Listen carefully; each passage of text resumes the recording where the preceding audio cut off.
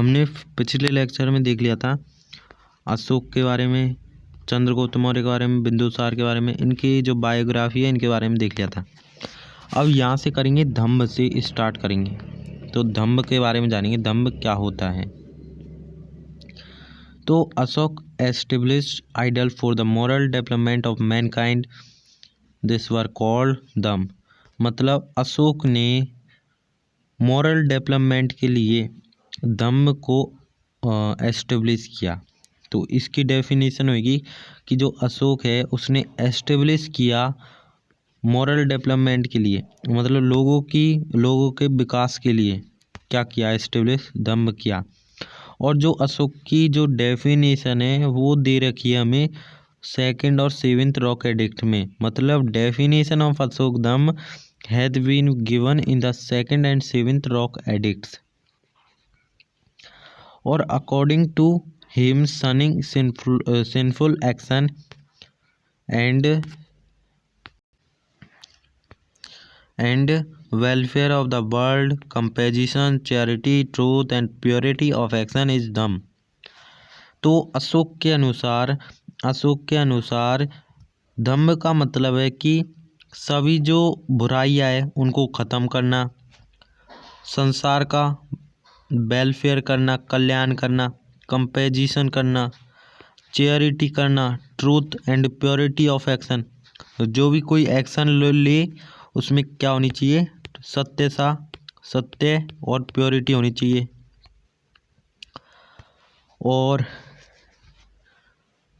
और इज धम्म, ठीक है। तो यही धम्म है। The essential condition of following Dhamma include saintly nature. अब इसमें देख रहे हैं कि हम जो धम्म है उसकी क्या क्या एसेंशियल कंडीशन होती है। एसेंशियल कंडीशन, तो क्या क्या कंडीशन होती है इसको देखते हैं। एक तो पहली तो है कि सेंटली नेचर, मतलब संत की तरह नेचर होना चाहिए। Performing works of public welfare, shunning evil, good behaviour, compassion, charity, gratitude etcetera, इतने सारे क्या दे रखे, कंडीशन दे रखी है। तो इसमें से 5 कंडीशन याद कर लेना। सबसे पहले सेंटली नेचर, संत के जैसा क्या होना चाहिए, नेचर होना चाहिए। Performing works of public welfare, मतलब जो लोग कल्याण के लिए काम करना चाहिए। शनिंग ऑफ इवल एक्शन, सभी बुराइयों को दूर करना चाहिए। गुड बिहेवियर, अच्छा बिहेवियर रखना चाहिए। कंपेजिशन, चैरिटी, दान करना चाहिए। नॉन वायलेंस, लड़ाई नहीं करनी चाहिए। ओविंग वन पेरेंट्स, अपने जो पेरेंट्स हैं उनकी बात माननी चाहिए। एल्डर्स की रिस्पेक्ट करनी चाहिए और गुरु की रिस्पेक्ट करनी चाहिए। और बहुत सारे हैं। तो ये कंडीशन है धम्म की। According to the third rock edict के अनुसार there was also a provision of moderation accumulating and moderation spending money. मतलब तीसरे रॉक एडिक्ट्स के अनुसार हमें क्या करना चाहिए, धन को बचाना चाहिए और जितना उसका यूज हो उतना ही यूज करना चाहिए, ज़्यादा यूज नहीं करना चाहिए। तो तीसरे रॉक एडिक्ट में लिखा हुआ है कि जितना धन का यूज हो उतना ही खर्च करे और अपने जो फ्यूचर के लिए इकट्ठा करके रखे। तो इसका ये मतलब है।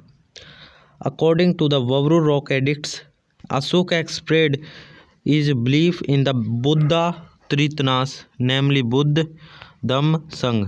जो अशोक है उसने अपना विश्वास जताया है जो बुद्धास के जो त्रिरत्नास है उनमें, पहला है बुद्ध, दूसरा है धम्म और तीसरा है संघ।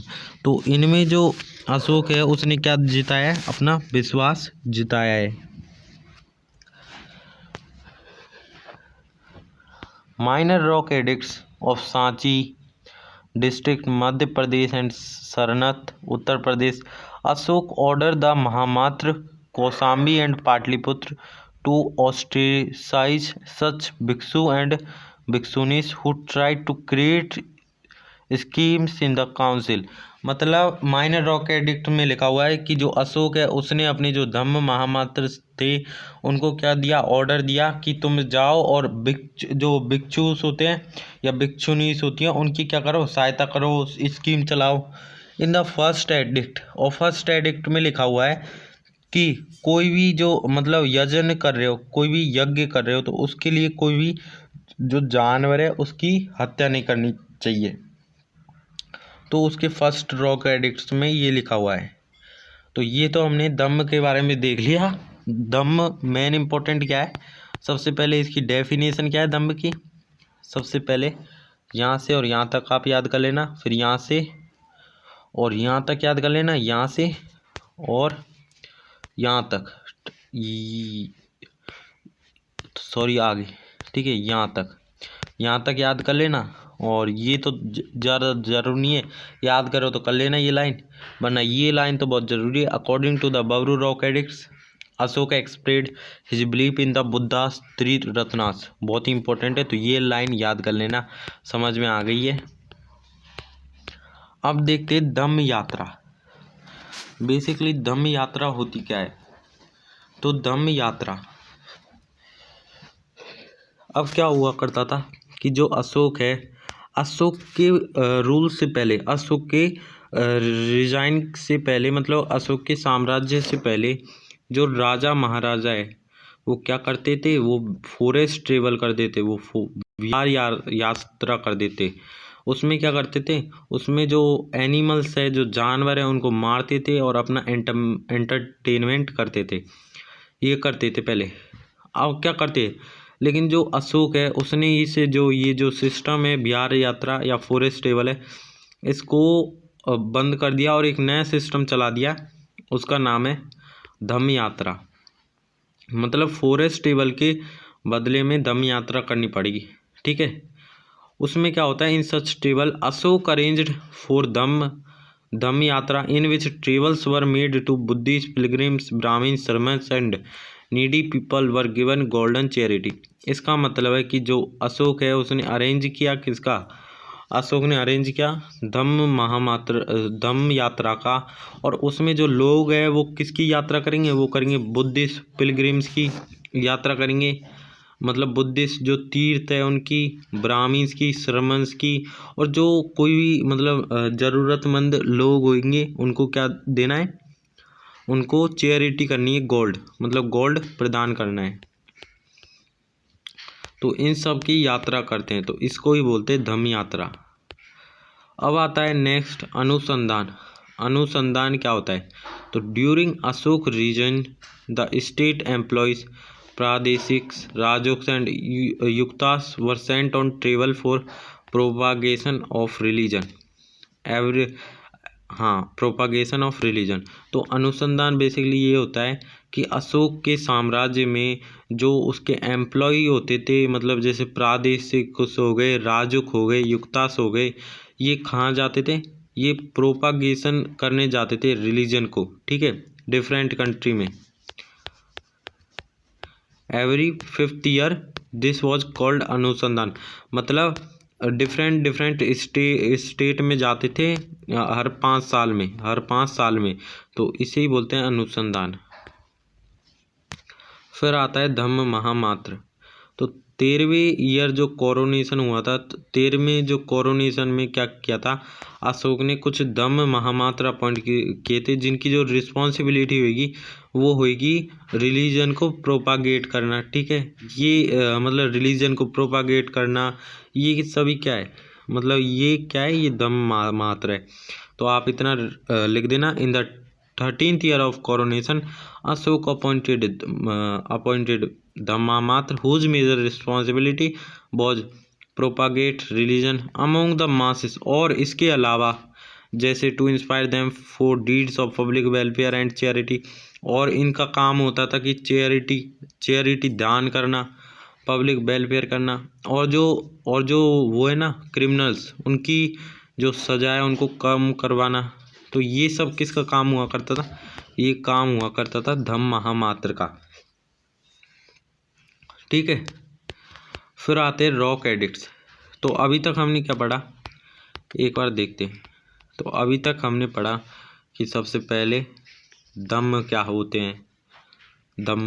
हैं, फिर हमने पढ़ा एसेंशियल कंडीशन क्या है दम की, फिर हमने पढ़ा अनुसंधान क्या है, फिर अनुसंधान के बाद धम्म महामात्र पढ़े कि धम्म महामात्र क्या होती है, फिर हमने पढ़ा कि धम्म यात्रा क्या होती है, ये पढ़े। तो धम्म एसेंशियल कंडीशन क्या है दम की, अनुसंधान क्या है, धम्म महामात्र क्या है, धम्म यात्रा क्या है, तो इनके बारे में अभी तक पढ़ लिया है। तो rock addicts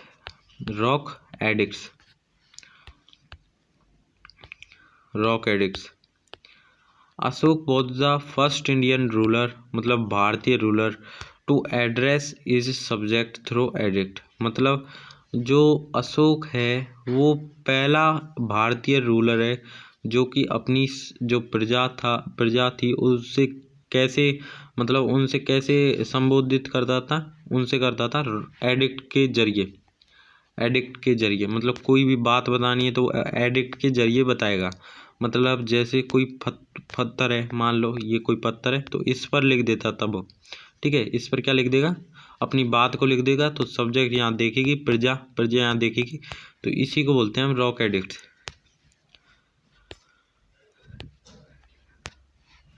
He got inspiration to do so from Darius और द रूलर ऑफ ईरान। मतलब इन्होंने ये जो इंस्पिरेशन लिया था, मतलब ये जो ज्ञान लिया था, ये किन से लिया था, ये इन्होंने सीखा था जो रूलर है ईरान की, वो है दारा रूलर है ईरान के। उनसे सीखा था अशोक ने कि ऐसे संबोधित किया जाता है प्रजा को कि रॉक एडिक्ट से। और जो most of the edict of Ashoka are written in Brahmi script, और जो बहुत सारे जो रॉक एडिक्ट्स है वो सबसे जो रॉक एडिक्ट्स है वो ब्राह्मी स्क्रिप्ट में लिखे गए हैं। और ये जो एडिक्ट्स है वो मानसेरा और शाहबाज गढ़ी में पाए गए हैं नॉर्थ वेस्ट इंडिया में। तो मानसेरा और शाहबाज गढ़ी में पाए गए हैं भारत में, और ये खरोष्टी स्क्रिप्ट में लिखे हुए हैं। मतलब सबसे ज़्यादा जो पाए जाने वाले एडिक्ट्स है वो सभी ब्राह्मी स्क्रिप्ट में लिखे हुए, और लेकिन जो मानसेरा और शाहबाज गढ़ी में पाए गए वो कौन सी लैंग्वेज में लिखे गए, वो है Kharoshthi script. On one pillar brought from Topra to Delhi, एक पिलर दिल्ली से टोपरा लाया गया और 7 एडिक्ट हैव बीन इंस्क्राइब्ड। उस पर क्या है कि 7 एडिक्ट लिखे हुए, ठीक है, 7 एडिक्ट इंस्क्राइब्ड है, ठीक है। मतलब दिल्ली से टोपरा लाया गया और उस पर क्या है, उस पर 7 एडिक्ट्स लिखे हुए, ठीक है। और Greek king Antiochus second is mentioned in the second and third addict, और जो ग्रीक रूलर एंटियोकस सेकंड है वो इसके जो एडिक्ट्स है, ठीक है, सेकंड और थर्ड, इसमें क्या है, इसमें मेंशन है। और जेम्स प्रिंसिप, ये बहुत ही इंपॉर्टेंट क्वेश्चन है, James Prinsep was the first person to successfully interpret the edict of Ashoka. मतलब जेम्स प्रिंसिप जो था वो पहला भारतीय रूलर था जिसने जो अशोक के एडिक्ट्स को पढ़ा था, ठीक है। मतलब James Prinsep was the first person to successfully interpret the edict of Ashoka. तो मतलब जेम्स प्रिंसिप पहला पर्सन था जिसने अशोक के एडिक्ट्स को पढ़ा। Influenced by Ashok king Tissa of Tamraparni, मतलब श्रीलंका। मतलब अशोक से इन्फ्लुएंस होकर जो श्रीलंका के राजा थे जिनका नाम था टिस्सा, मोगलीपुत्र टिस्सा, उन्होंने क्या किया था, अपने आप को एक टाइटल दिया था जिसका नाम था देवनाम प्रिय। और अशोक के बारे में भी हमने पढ़ा था, तब अशोक का नाम भी था देवनाम प्रिय और देवनाम प्रियदर्शी, ठीक है। तो देवनाम प्रिय और देवनाम प्रियदर्शी तो अशोका का नाम था, लेकिन जो मोगलीपुत्र टिस्सा है उसने अशोक से इन्फ्लुएंस होकर, अशोक से प्रभावित होकर खुद को एक टाइटल दिया देवनाम प्रिय, जिसमें क्या हुआ था, ही आल्सो इन्वाइटेड एम्परर। जब वो अपना नामकरण करवा रहा था, देवनाम प्रिय रखवा रहा था, तो जो अशोक है उसको उसने इनवाइट किया था। लेकिन जो अशोक है उसने क्या किया था, अपने जो मतलब अपना जो बेटा था महेंद्र, उसको क्या किया था, उसको जो श्रीलंका की जो सेरेमनी है वो अटेंड करने के लिए भेज दिया था। और वो किसके साथ भेजा था, वो भेजा था बोधि वृक्षा का जो पार्ट था, बोध वृक्ष का जो पार्ट था उसको लेकर सेरेमनी में भेजा। ठीक है, this is regarded as the beginning of Buddhism, और ये होती है शुरुआत बुद्धिज्म की, मतलब शुरुआत होती है श्रीलंका में। मतलब श्रीलंका में बुद्धिज्म की स्टार्ट कैसे हुई, कैसे हुआ, मतलब उसमें प्रोपागेट कैसे हुआ, तो वो कैसे हुआ बताऊँ। तो क्या किया था कि जो अशोक है उसने अपने जो बेटे महेंद्र है उसके साथ जो बोधि वृक्षा का जो पार्ट है वो लेके भेजा था, कहाँ पर, श्रीलंका। इसकी वजह से क्या हुआ कि जो बुद्धिज्म है वो श्रीलंका में फैलने लगता है। तो after ruling for 40 year Ashok, तो 40 साल रूल के बाद जो अशोक होता है उसकी मृत्यु हो जाती है। अशोक की मृत्यु हो जाती है 232 BC में। 232 BC में अशोक की मृत्यु हो जाती है। Successor of Ashok and fall of the Mauryan dynasty, मतलब अशोक के कौन कौन तो सक्सेसर थे और मौर्यन एम्पायर का डिक्लाइन कैसे हुआ। तो 450 ईयर आफ्टर अशोक, अशोक के 50 साल बाद big successor continue to rule, जो कमज़ोर जो शासक थे वो लगातार रूल करते रहे। आफ्टर अशोका के बाद कुनाला बिकेम द किंग, अशोका के बाद जो राजा बनता है वो बनता है कुनाला, हु हैज बीन कॉल्ड धर्माभिवर्धन और दिव्यवादन। मतलब कुनाला ने भी एक टाइटल एक्सेप्ट किया था जिसका नाम था, जो टाइटल एक्सेप्ट किया था वो बोलते थे उसको धर्माभिवर्धन। वो हमें कहाँ से पता चलता है, दिव्यवादन से। दिव्यवादन में लिखा हुआ है कि कुनाला को हम धर्माभिवर्धन भी बोलते थे। और राजतरंगिणी के अनुसार जब कुनाला रूल कर रहा था मगध पर, तो उस टाइम पर जो जालोक था वो रूलर था कश्मीर का। ठीक है, मतलब ऐसा पूछा जा सकता है कि कुनाल जब रूल कर रहा था उस समय कश्मीर का रूलर कौन था, तो वो रूलर था जालोक, याद करना। तो अशोक के बाद बनता है कौन, कुनाला, और कुनाला को धर्माभिवर्धन बोलते हैं। अशोक को हम देवनामप्रिय और देवनामप्रियदर्शी बोलते हैं, कुनाला को हम धर्माभिवर्धन बोलते हैं। और कुनाला के बाद क्या होता है, अकॉर्डिंग टू द तरनत के अनुसार अशोक का एक बेटा होता है जिसका नाम होता है वीरसेन। जो वीरसेन होता है वो गांधार को क्या कर लेता है, स्वतंत्र कर लेता है और उस पर रूल करता है। मतलब जो अशोका था उसका एक पुत्र होता है जिसका नाम होता है वीरसेन। और वीरसेन क्या करता है, गांधार को क्या कर लेता है, इंडिपेंडेंट कर लेता है और उस पर रूल करने लग जाता है। और कुनाला तो किस पर रूल कर रहा था, मौर्य साम्राज्य पर। और कुनाला के बाद कौन बनता है रूलर, तो एस कुनाला वॉज ब्लाइंड। तो देखो कुनाला जो अंधा हो जाता है, जो कुनाला था, मतलब अशोक के बाद जो रूलर बनता है जो कुनाला, वो कुनाला क्या हो जाता है, अंधा हो जाता है। तो कुनाला अंधा हो जाता है, तो इसके कारण जो मगध का जो एडमिनिस्ट्रेशन है वो किसके हाथों में चला जाता है। तो कुनाला का 2 सन होते हैं, एक तो होता है संप्रति एक ये सन था, और एक और था जिसका नाम था दशरथ। एक सांप्रति और एक दशरथ। संप्रति और दशरथ ये 2 रूलर थे। तो संप्रति और दशरथ ये 2 रूलर थे, कौन के, कुनाला के। तो जो दशरथ होता है, जो कौन होता है, वो जो संप्रति होता है वो तो क्या कर रहा होता है, मगध के एडमिनिस्ट्रेशन को संभाल रहा होता है। और जो कुनाल का बेटा होता है दूसरा दशरथ, वो क्या कर रहा होता है, मगध पर रूल कर रहा होता है। और जो दशरथ था उसने ही had given the Nagarjuna cave to Ajivikas in charity. और जो दशरथ था उसने जो आजीविका है उनके लिए उनको दान कर दिया था नागार्जुना। ठीक है, ये नागार्जुना एक केव है, इसको क्या कर दिया था, दान कर दिया था। तो इससे हम ये भी याद रखेंगे कि जो अशोक है उसने 4 गुफाएं बनाई थी मोगलीपुत्र टिस्सा से इन्फ्लुएंस होकर। कौन कौन सी? पहली तो थी सुदामा, दूसरी थी चौपर, तीसरी थी विश्व झोपड़ी, और फोर्थ थी कर्ण। तो 4 थी, सुदामा, चौपर, विश्व झोपड़ी, कर्ण। अब ये बहुत ही इम्पोर्टेंट लाइन है, Brihadratha was the last Mauryan ruler. मतलब जो बृहद्रथ है वो लास्ट क्या है, मौर्यन रूलर है। His Brahmin minister Pushyamitra Shunga. मतलब क्या होता है कि बृहद्रथ, ठीक है, बृहद्रथ क्या होता है, लास्ट रूलर होता है मौर्य एम्पायर का। तो ऐसा पूछा जा सकता है कि मौर्य एम्पायर का लास्ट रूलर कौन है, तो वो है बृहद्रथ।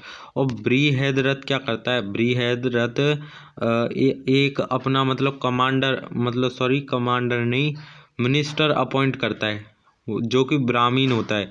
और ब्राह्मीण उसका नाम होता है पुष्यमित्र शुंगा, उसका नाम होता है पुष्यमित्र शुंगा। और ये पुष्यमित्र शुंगा क्या करता है, ये जो बृहद्रथ है इसको मारकर एक नई डायनेस्टी एस्टेब्लिश करता है, शुंग डायनेस्टी। मतलब जो पुष्यमित्र शुंगा होता है ना, ये जो मिनिस्टर होता है, मंत्री, ये बृहद्रथ को मार देता है।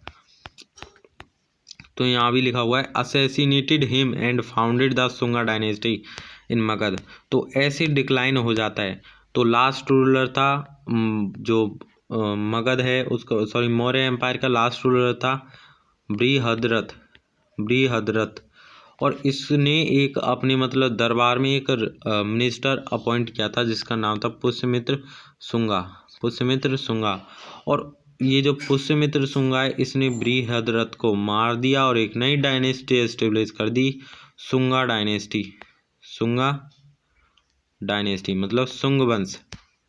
तो शुंग वंश यहाँ तक हमने देख लिया है। अब आगे हम पढ़ेंगे मौर्यन एडमिनिस्ट्रेशन। ठीक है, तो अच्छा लगा हो तो सब्सक्राइब और लाइक कर देना।